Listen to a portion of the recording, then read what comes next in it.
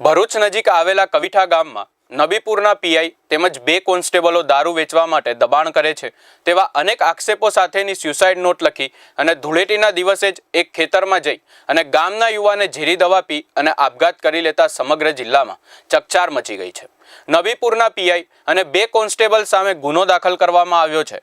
ત્યારે ગુજરાત પ્રદેશ કોંગ્રેસ પ્રમુખ અને રાજ્યસભામાં સાંસદ શક્તિસિંહ ગોહિલનું નિવેદન સામે આવ્યું છે। આવો જાણીએ શું કહ્યું શક્તિસિંહ ગોહિલે। એ આદિવાસી યુવકે લખ્યું છે।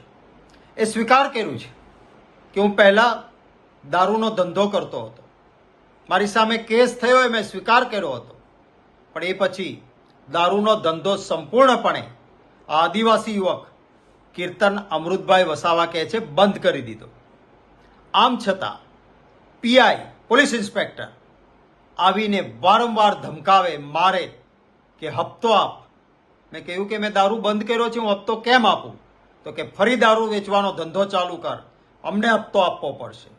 આદિવાસી યુવક ના પાડે છે કે મારે આવો ગેરકાયદેસર ધંધો નથી કરવો, તો એના ઘરની સર્ચ કરવામાં આવે છે, કંઈ મળતું નથી, છતાં એને પરેશાન કરવામાં આવે છે।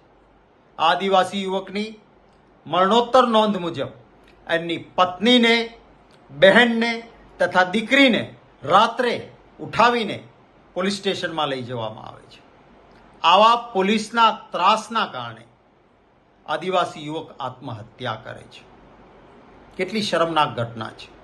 પોલીસે પ્રજાના રક્ષકના બદલે આ ગુજરાતમાં ભક્ષક બને, આવું પહેલાં ક્યારેય નહોતું।